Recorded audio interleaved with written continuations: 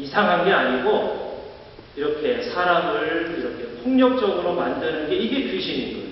폭력 귀신, 전쟁 귀신, 군대 귀신, 귀신이 딴 게 아니고 사람을 이렇게 미치게 만들고 남을 괴롭히고 그걸 보면서 좋아하고 이게 귀신인 거지요. 강자가 약자를 보호하는 것이 아니라 강자가 약자를 괴롭히면서 그걸 보고 즐거워하는 거죠. 그것은 이 사회의 정신이 병들었기 때문입니다. 이 한자로 공동체라는 말은 우리말로 하면 공공공자, 같을 동자, 몸체자, 그러니까 공동체를 우리말로 하면 어떻게 되죠? 그냥 같은 몸, 그런 뜻이죠. 한 몸, 그런 말이죠. 우리가 같은 몸이다. 우리가 서로 연결되어 있고 하나의 몸을 이루고 있다. 그런 것을 생각을 한다면 그렇게 상대방을 괴롭히고 때리고 이웃의 고통에 모른 채하고 책임을 회피하고 그렇게 하지는 않을 것입니다.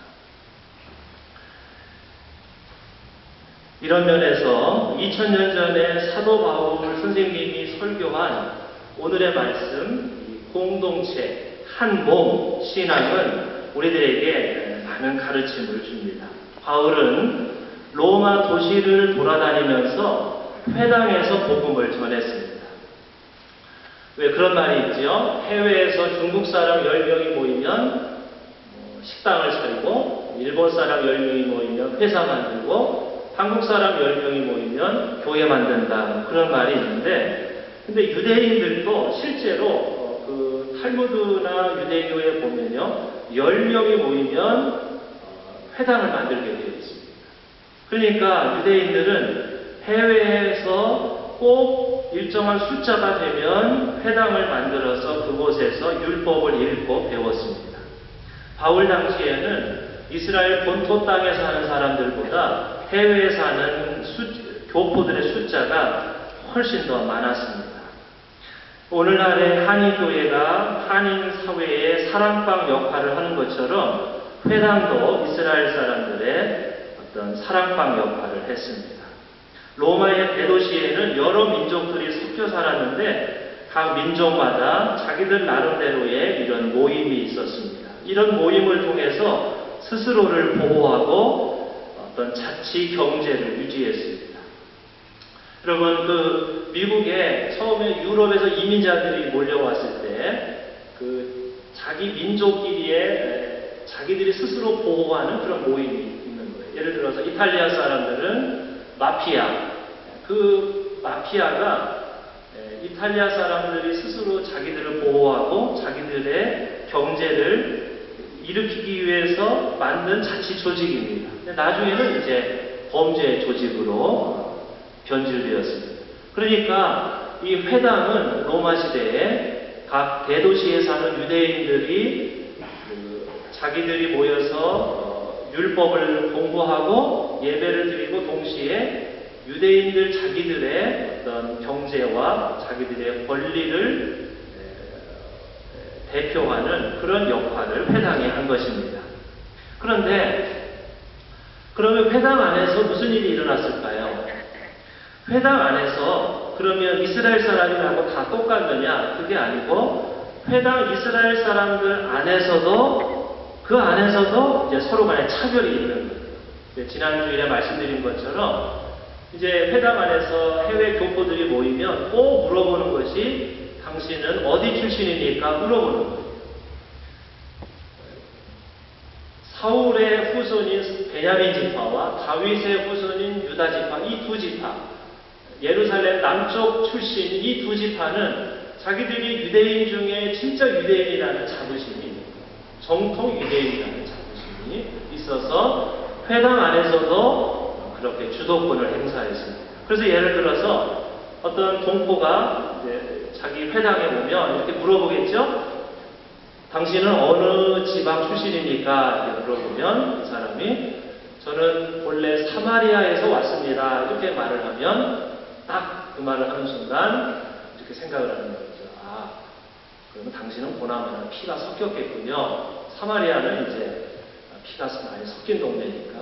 그러면 당신은 반절 유대인이겠군요. 이렇게 벌써 사람을 평가하는 거예요. 당신은 어디에서 왔습니까? 그러면 저는 갈릴리에서 온 이스라엘 사람입니다. 이렇게 말을 하면 또 대번에 그 북쪽 변방 그 가난한 동네 이렇게 하는 거죠. 그러면 당신은 보나마나 돈이 없겠군요. 이렇게 사람을 평가하는 거죠.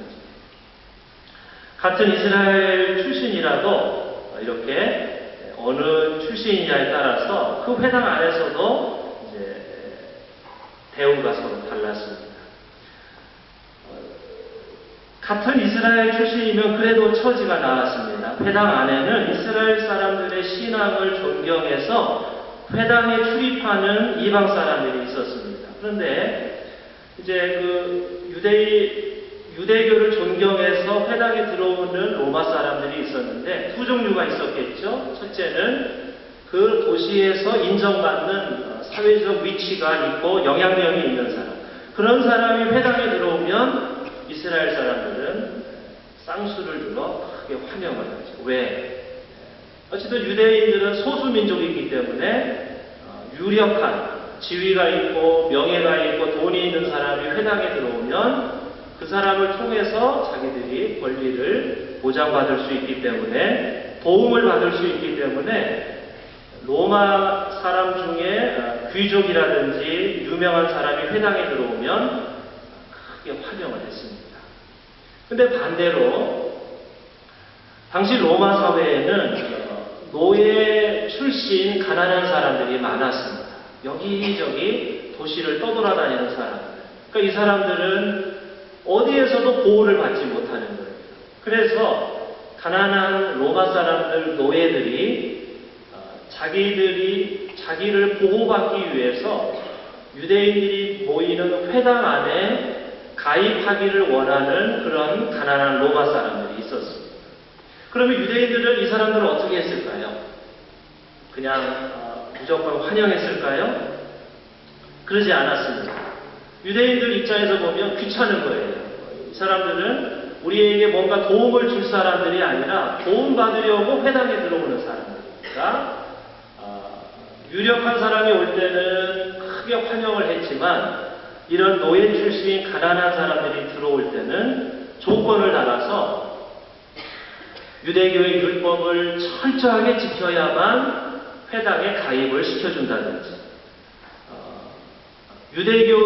유대인으로 완전히 인종을 바꾸든지 자기 소속을 완전히 바꿔야만 회당에 들어올 수 있다는 그런 조건을 달았습니다.